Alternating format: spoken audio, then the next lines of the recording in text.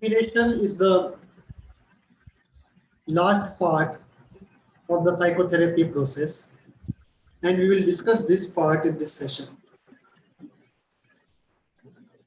In the series of psychotherapy process, this would be the 8th video, not 7th.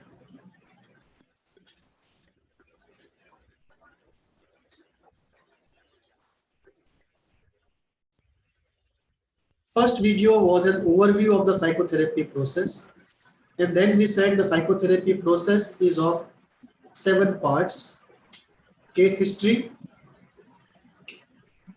psychological testing if need be, diagnosis, pathogenesis, treatment plan or therapy, supervision, and termination. So termination is the 7th and the last part of the 7-part process called the psychotherapy process. So today we will deal with this last part of the psychotherapy process, termination.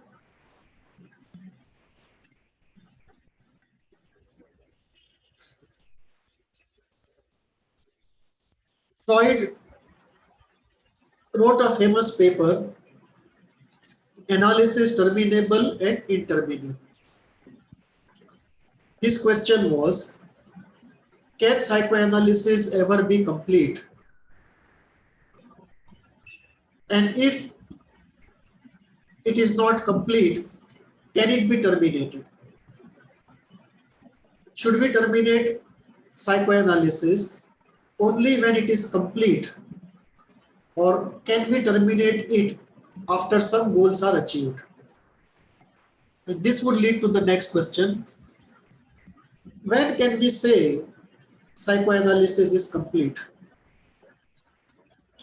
And is it humanly possible that psychoanalysis can ever be complete?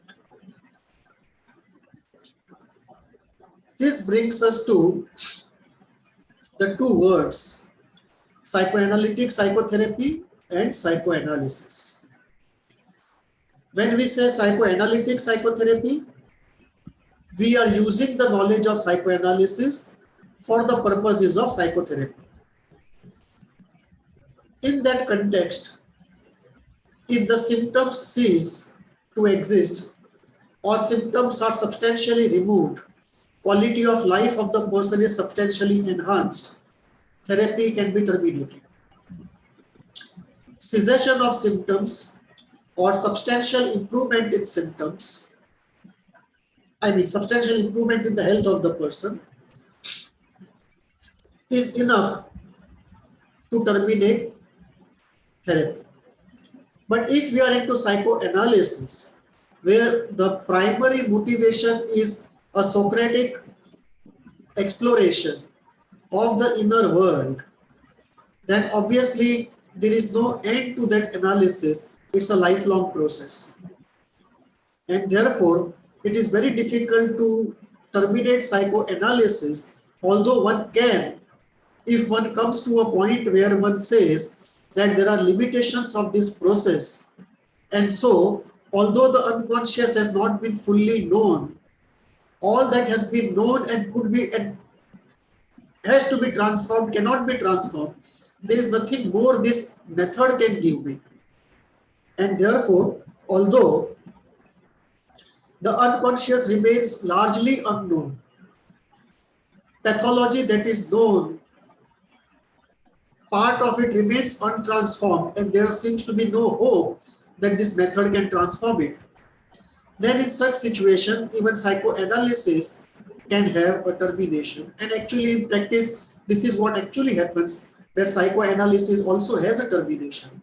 Psychoanalysis goes on for much longer than classical psychoanalytic psychotherapy, and therefore termination comes much later, but termination does come.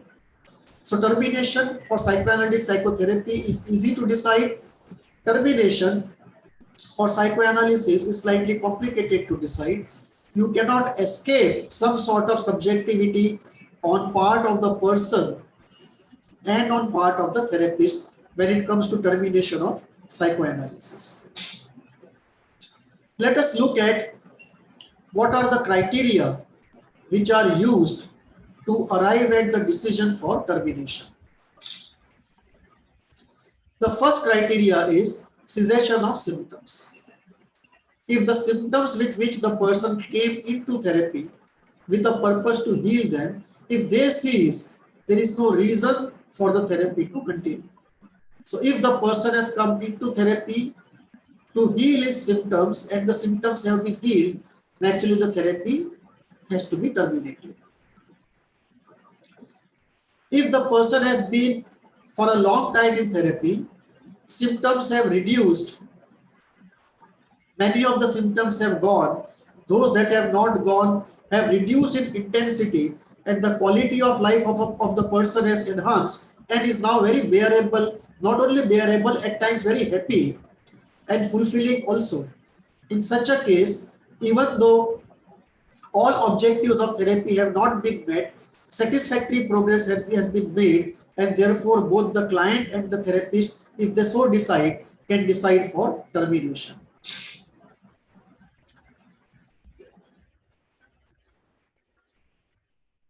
One separate way of looking at satisfactory progress situation is this. Lacan defines something called a syntheon, and he says when a person comes into therapy, many of the symptoms completely go away. Some symptoms are reduced in intensity, but they are so thoroughly understood, so profoundly understood, that now there is a difference between the symptom and the suffering. And this difference is such that although the symptom in a literal sense continues, but it does not produce the same suffering it used to produce to the individual. Because the individual so thoroughly knows why the symptom is there, what objectives the symptom is accomplishing for the unconscious mind, and why he is not able to move forward on the path of healing that symptom.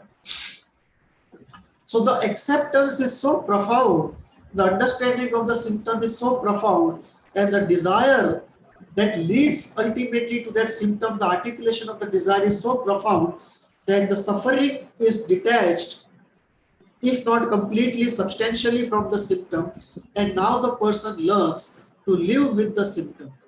As the suffering, much of it has been removed from the symptom. And this symptom is termed as syntheon.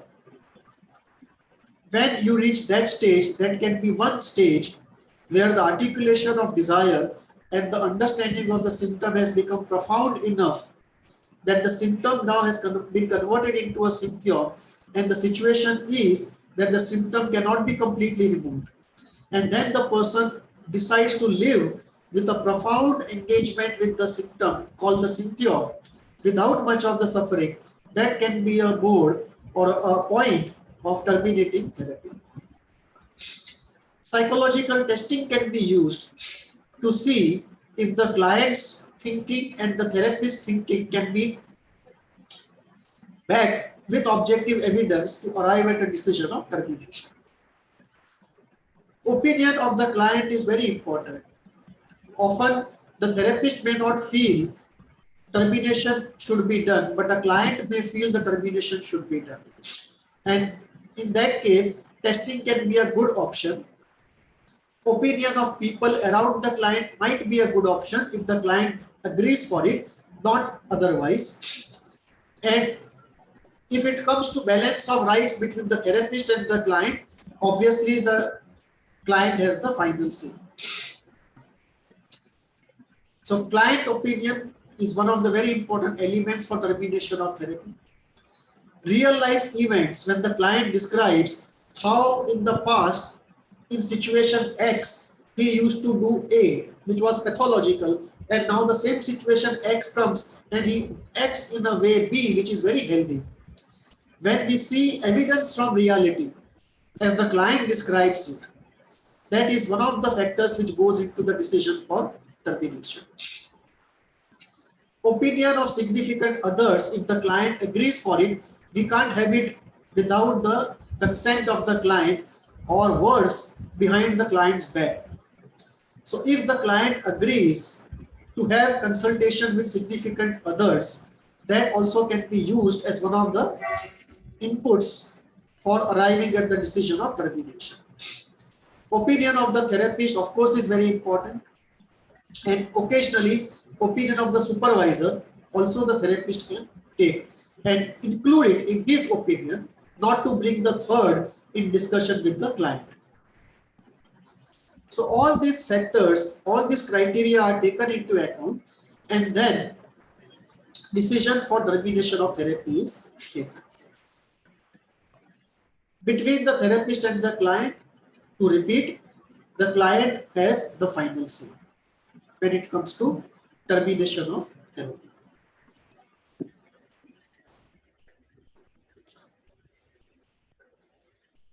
If you have any questions, write to me at hvindia@gmail.com. Thank you for being with me on this session. See you in other sessions of the same series.